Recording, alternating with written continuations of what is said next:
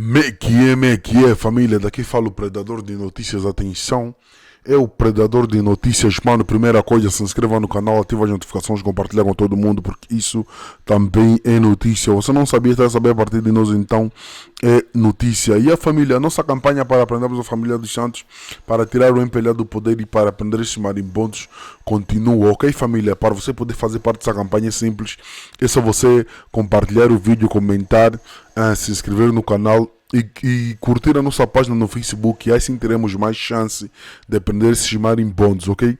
E família, para você que quer esta parceria com o nosso canal ou divulgar a sua marca aqui, é só você ir na descrição do vídeo, ter lá os nossos contactos, né, para divulgação. E você que quiseres denunciar aqui também no canal, é só você ir na descrição do vídeo, tem lá as nossas redes sociais para denúncia, ok família? Então, sem mais blá blá blá, sem mais delonga, vamos para o que interessa. E a família, como vocês estão a ver no título, é isto mesmo. Dr. Antônio Paulo Destruça fala sobre o segredo de justiça e a liberdade de imprensa. Supostamente esse é o vídeo que o Empelhar não queira que você assista. Tudo isso e muito mais você acompanha aqui agora no canal MSTV, a TV que chega até você, a TV que não bajula você, maniga.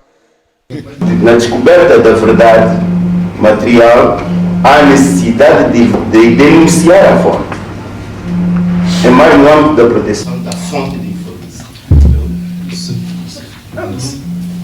Se permite, eu queria colocar uma questão que é a seguinte: com exceção, do meu ponto de vista, com exceção dos limites que a Constituição estabelece, segredo de justiça, bom nome, sigilo profissional, segredo de Estado, com exceção dessas matérias, tudo o resto não há limite. E outra coisa, se alguém violou o sigilo judicial, por que se vai tentar saber ao jornalista que ele deu informação? A instituição tem que ter mecanismos. Esse aqui é outro problema. Empurra-se tudo para o jornalista. Tá? Pretende-se imputar toda a responsabilidade ao jornalista. Por que eu tenho que perguntar ao jornalista quem é que lhe deu a informação? Desculpa, você tem um Ministério Público, você tem tribunais, você tem instituições públicas, com documentos classificados, com documentos de segredo de justiça. Vai lá perguntar quem é que vazou a informação. Como é que muita informação vaza em Portugal? As pessoas se constituem assistente no processo. E como se constitui assistente, tem acesso ao processo. E vão lá fazer fotografias e a informação aparece aqui fora. Portanto, não é o jornalista que tem que saber de quem é que lhe deu a informação. E mais, muitas vezes o jornalista tem acesso à documentação em relação aos quais ele não tem como saber que é informação classificada. Por que é que se imputa toda a responsabilidade ao jornalista? Há outras instituições, até com maior responsabilidade de salvaguardar a informação. Por que é que não se vai perguntar ao Ministério Público como é que essa informação vazou? Por que é que não se vai perguntar ao SIC? Por que é que não se vai perguntar aos ministérios? Por que é que não se vai perguntar à presidência? Por que é logo o jornalista? Quando nós sabemos que é da essência da atividade jornalística divulgar aquilo que tem interesse. E muitas vezes ele tem informação sem a respectiva classificação. E por que é que ele é o elo mais fraco? Teixeira Cândido. É isso que vocês têm que suscitar a discussão. Porque essa perspectiva teórica do bem fazer, nós sabemos. Agora, como é que as coisas têm que funcionar? E até, mais fácil, se trouxe a informação, diga onde foi buscar. Eu estou a partir do princípio de que eu sou um investigador. Eu sou um juiz. Não, doutor, tem que partir do princípio que a liberdade de imprensa é um direito fundamental. Esse é que está o erro. Nós temos que partir sempre da Constituição. E os limites? Os limites estão na Constituição. Segredo de justiça. Não, os limites incompatíveis com a busca da verdade material, que bem disse a veneranda juíza. Doutor, como é que os documentos são classificados? Eu tenho um documento, segredo de Estado, tá? Eu venho, tiro essa página, pego o resto e entrego ao Teixeira Cândido. O Teixeira Cândido não veio isso. Não é? Esse aqui é o problema, doutor. Eu percebo que nós juristas, quando temos alguma dificuldade em argumentar, dizemos, não, isso é teoria. Uma vez eu fui num sítio fazer uma palestra, e alguém me disse, doutor, isso está tudo muito bonito, mas é na teoria. Eu disse, não, isso não é teoria, isso é resultado dos meus 15 anos de experiência na administração pública. E é o que eu estou a dizer também ao doutor, isso não é teoria. essa argumentação é válida porque a liberdade de imprensa é o direito fundamental. Atenção, se não fosse, o doutor podia dizer o que está a dizer. Tá? A liberdade de imprensa é um direito fundamental. Nós vamos levar tempo a perceber o que é um direito fundamental, tal como em sede do processo judicial, juízes, advogados, procuradores levaram tempo a perceber o que é habeas corpus. Não é? Quando eu fui aluno do processo penal, o professor ensinou-me que o habeas corpus não podia ser usado porque não estava na Constituição. Eu disse não, porque as normas do Código de Processo Penal eram inconstitucionais. Porque a legislação constitucional que vinha de trás da lei constitucional não tinha norma de habeas corpus na Constituição. Eu disse não. A norma de habeas corpus do Código de Processo Penal de 1929 podia ser usado com argumento de Constituição em sentido material. Direito fundamental fora da Constituição. E depois de 1992 podia ser aplicado diretamente, mesmo que entrasse em contradição com as normas do Código de Processo Penal de 1929. Quanto tempo juízes, procuradores, advogados levaram tempo a perceber o que é habeas corpus? Vamos levar também o mesmo tempo a perceber o que é direito fundamental. E essa é a questão. Se o jornalista tem a exercer a função com fundamento num direito fundamental, isso tem que ser tido em conta, doutor. Isso não é teoria.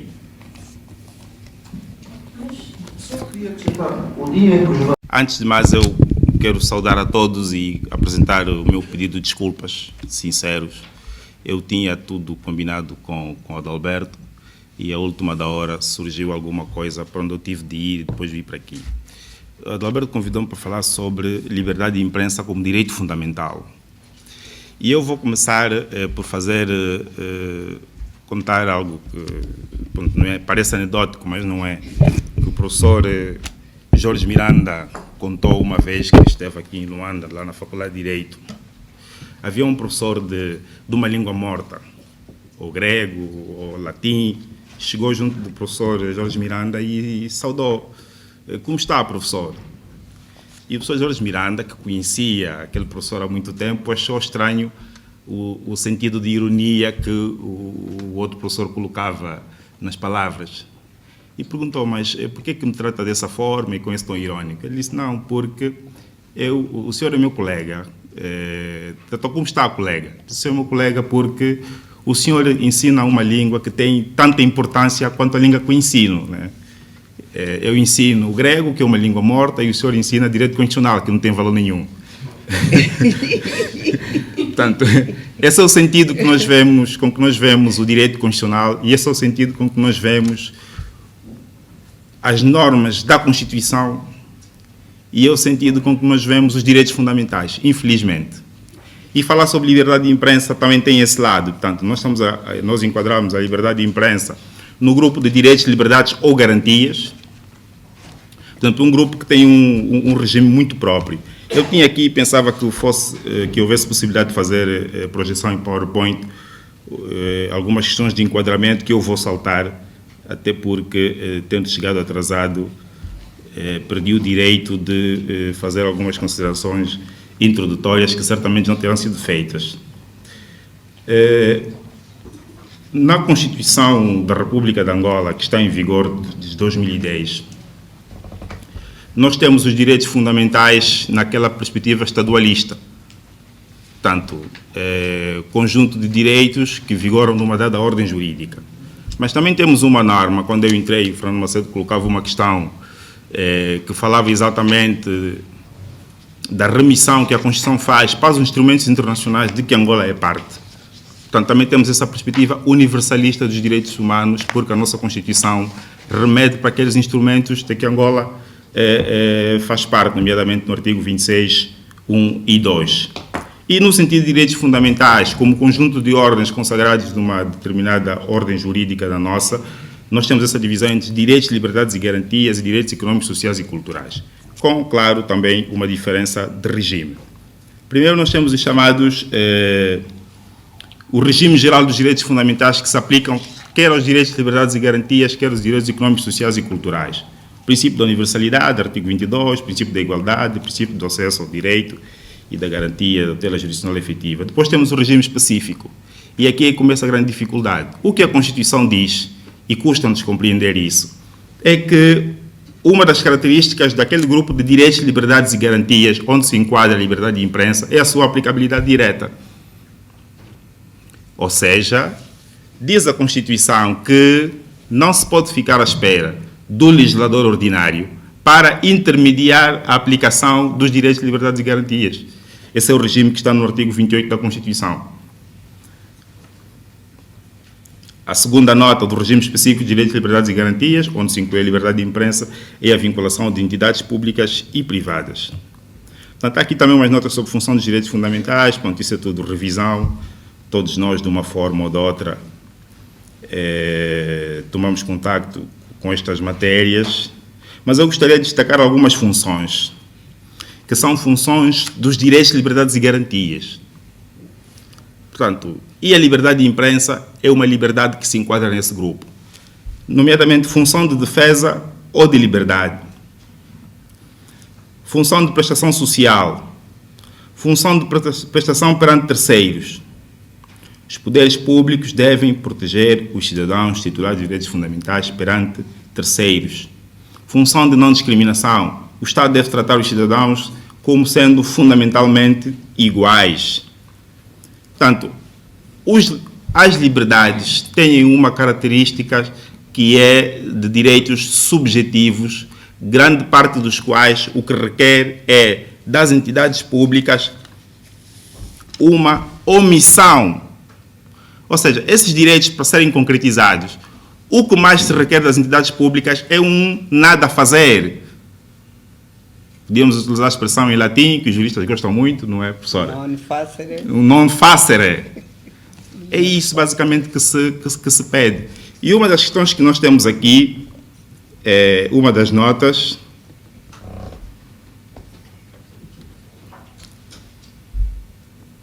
é que nós em Angola, penso que salvo erro de 1991, temos tido uma tendência quase que obsessiva de regular as liberdades. Portanto, a Constituição consagra a liberdade de imprensa e nós queremos fazer uma lei de imprensa. Tá?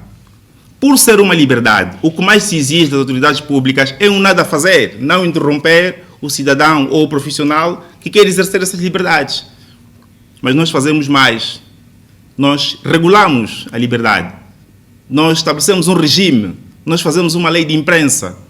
Depois uma lei de imprensa, pronto, não é esse o objeto da minha intervenção, porque eu estou a falar da liberdade de imprensa como direito fundamental, mas uma lei de imprensa que eu próprio tenho dúvidas sobre a sua utilidade. E se nós formos estudar a lei de imprensa, 3 ou 4 artigos estão ligados diretamente à liberdade de imprensa, como direito fundamental. Muitos outros estão ligados à liberdade de informação ou direito à informação. Outros tantos estão ligados à regulação da atividade jornalística. Ou seja, o legislador ordinário, com a ânsia de cercear a liberdade de imprensa como direito fundamental, o que faz é regular a atividade jornalística através daquilo que chama de lei de imprensa. Mas isso é uma discussão que nós, havendo interesse, podemos discutir noutra ocasião. Nós temos, portanto, uma incompreensível tendência de regular o exercício das liberdades, cuja natureza requerem do Estado um não fazer, um nada a fazer, uma omissão. Essa é a primeira nota. A segunda nota é que o legislador constituinte, e aqui, pronto, gabarolices à parte, nós temos que assumir meia culpa, porque de uma forma ou de outra estivemos envolvidos no processo. O legislador constituinte cometeu uma contradição e quando uma contradição está na Constituição é um bocado difícil de ser resolvida. E essa contradição consiste no quê? Consiste no seguinte. Primeiro, não densificou ao nível da Constituição o sentido de liberdade de imprensa. Podia fazê-lo e devia fazê-lo, tendo em conta o caráter problemático da liberdade de imprensa como direito fundamental. Podia densificar o sentido material de liberdade de imprensa. O que é que a liberdade de imprensa faz? O que é que a lei ordinária faz? A lei ordinária, a lei de imprensa atual e anterior, quando tenta explicar o que é liberdade de imprensa, o que é que faz? Explica a liberdade de informação. São direitos que estão associados. Liberdade de imprensa está associada à liberdade de informação, direito de informar e ser informado, à liberdade de expressão e à liberdade de criação artística e cultural. E a nossa Constituição usa somente a expressão liberdade de criação.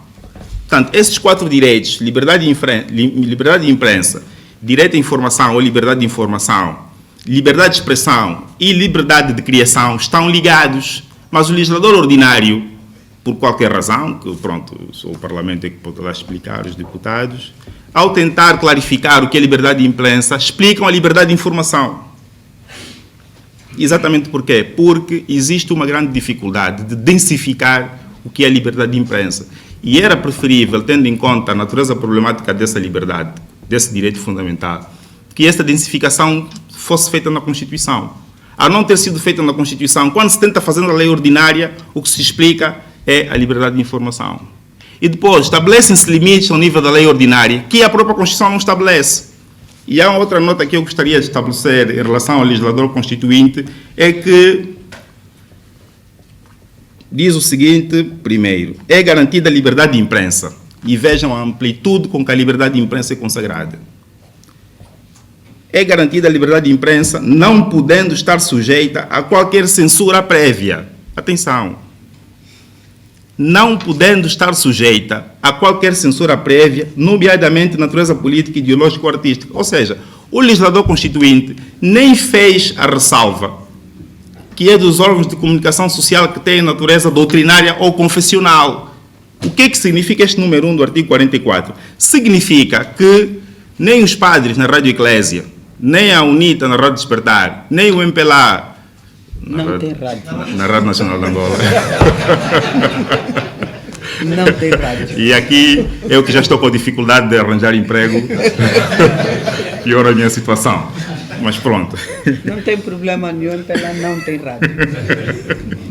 Ou seja, nem estas entidades que têm rádios, e agora muitas igrejas que têm rádio, poderão, por exemplo, exercer algum condicionamento do jornalista a pretexto de ser uma rádio confessional. Por quê? Porque a Constituição não faz essa ressalva.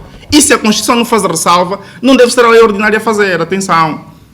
Que nós temos que evitar aquele risco que se cometia há muito tempo, e havia até alguns manuais de direito constitucional que diziam isso. Interpretação da Constituição conforme a lei ordinária. O professor Canutilho diz, não, isso é uma asneira. Não se interpreta a Constituição conforme a lei ordinária. A lei ordinária é que é interpretada conforme a Constituição. E está aí em livros antigos, pronto, e muitos de nós continuamos a estudar em livros antigos. E o legislador ordinário também comete uma imprecisão. É claro que o contexto político, a formação das pessoas, influencia depois no resultado do seu trabalho. E esse contexto político levou a que, apesar desta redação do número 1 do 44, se colocasse o número 4, que dissesse o seguinte: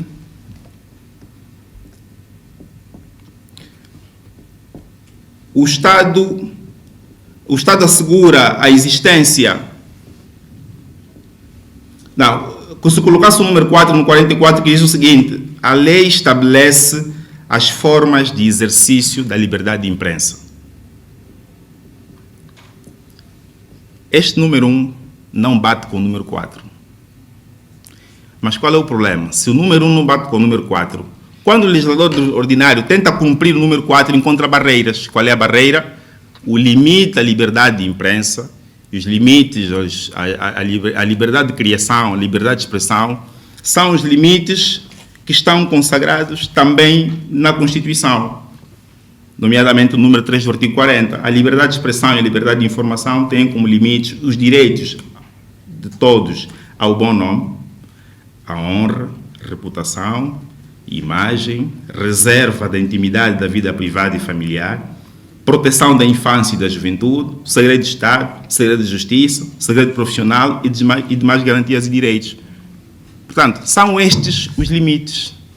Quando o legislador ordinário tenta estabelecer limites através de vários mecanismos e subterfúgios na legislação ordinária, eu não vou dizer que estamos perante inconstitucionalidade, que esse agora é o discurso, né? Ou estudei inconstitucional, não é, Fernando Macedo? Ou estudei inconstitucional. Fala um bocadinho mais alto. Não, o Fernando Macedo está perto mesmo, sem microfone novo. O Fernando Macedo estava distraído. Não, tem dificuldade de audição. Está bem. O que dizia é que eu não vou ceder à tentação de considerar que é inconstitucional, porque hoje existe essa tentação de dizer que tudo é inconstitucional. Chegou tarde ao serviço, é inconstitucional. Gradualismo é inconstitucional. Hoje tudo é inconstitucional. Não é? Guardarismo geográfico é inconstitucional. Funcional é inconstitucional. Portanto, agora essa tendência, se nós não estamos de acordo, é inconstitucional. Eu não vou, mas eu digo que há um sentido muito forte de nós estarmos perante violações de direitos fundamentais feitas pelo legislador ordinário quando tenta regular o que não é regulável. Pelo menos nos termos em que costuma ser feito. Bom, aqui outras notas. Tanto a dimensão material da liberdade de imprensa, portanto, inclui a liberdade de expressão e de criação dos jornalistas e colaboradores, bem como intervenção dos jornalistas na orientação editorial dos respectivos órgãos, isso está na lei de imprensa. Direito dos jornalistas de acesso à informação, também está na lei de imprensa, artigo 19. Proteção do sigilo profissional. A lei de imprensa tem uma norma muito curiosa sobre a proteção, sobre o sigilo profissional. Diz, olha, eu vou ler aqui, para não parecer que...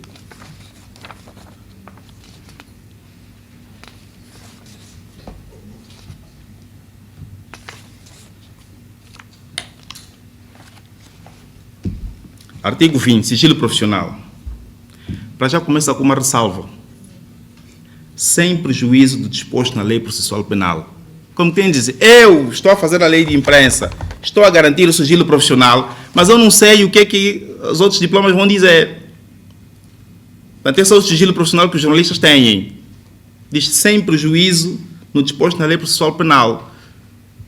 Se a lei processual penal disser que em relação a outras matérias, o jornalista não está protegido, não tem sigilo nenhum. Tem sigilo na lei de imprensa, porque o resto já tem ressalva. E isto também está no Estatuto do Jornalista. Portanto, essa é a proteção que os jornalistas têm no exercício da profissão. Proteção zero, porque fica dependente daquilo que consta na lei processual penal.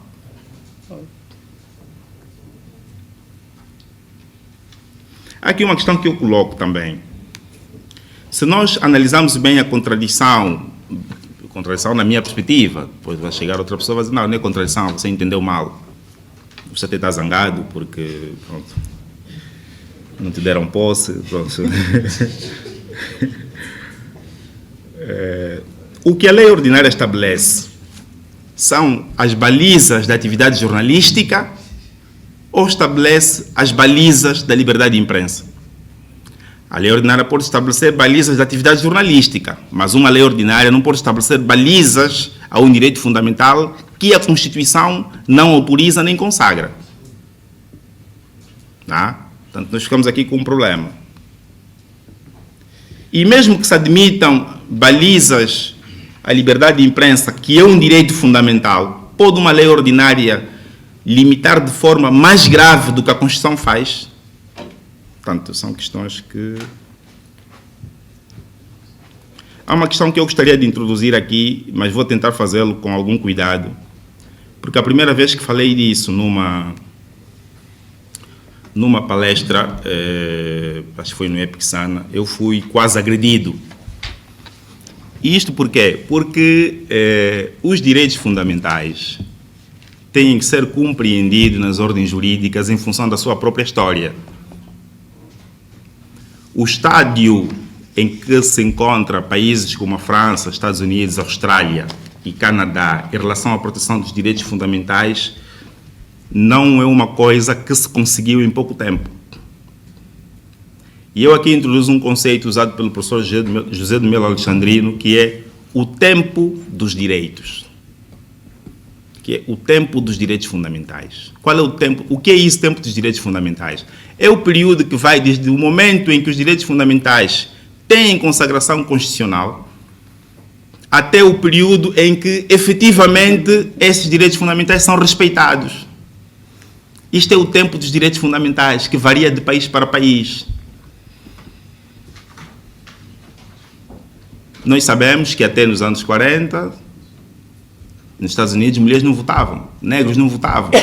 Os direitos civis ainda havia uma grande reivindicação. Nos Estados Unidos da América, atenção, independente de 1776, com uma Constituição aprovada em 1787 e as primeiras 10 emendas, que foi o Catálogo de Direitos Fundamentais, aprovado logo a seguir.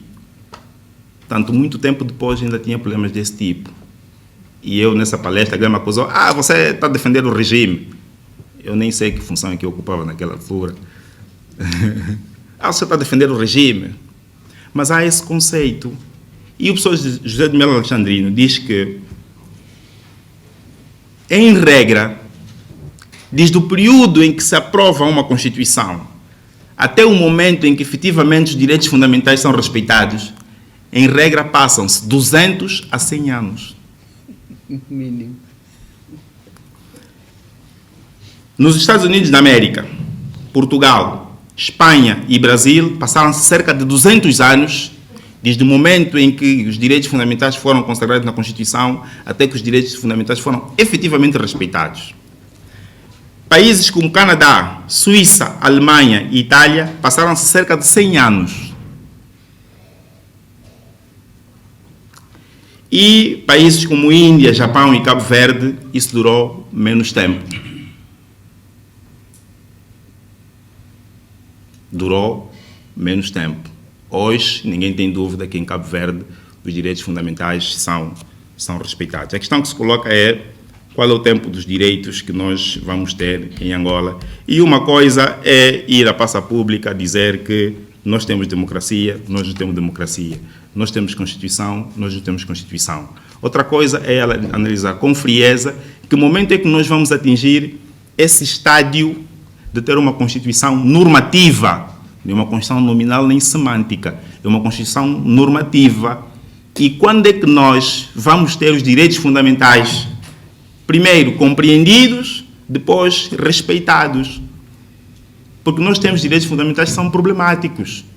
Providência de habeas corpus é problemática. Liberdade de imprensa é problemática. Liberdade de expressão é problemática, até em casa. Você diz uma coisa, a mulher fica zangada. A mulher não posso falar. Não, estica o lábio. Tudo isso é problemático. Essa é a realidade. E a liberdade de imprensa é um desses direitos fundamentais que são problemáticos. Quer do ponto de vista de como eles são encarados pela comunidade política, né? Entidades públicas, privadas, cidadãos, associações, quer de outros pontos de vista. Bom, isso são algumas notas para discussão. Eu espero não ser acusado, como na outra palestra, de dizer: olha, o senhor está a defender que só vamos respeitar os direitos fundamentais daqui a 200 anos. Não é isso. Queria trazer um elemento de análise, de discussão e de compreensão. Muito obrigado e, mais uma vez, peço desculpas pelo meu atraso.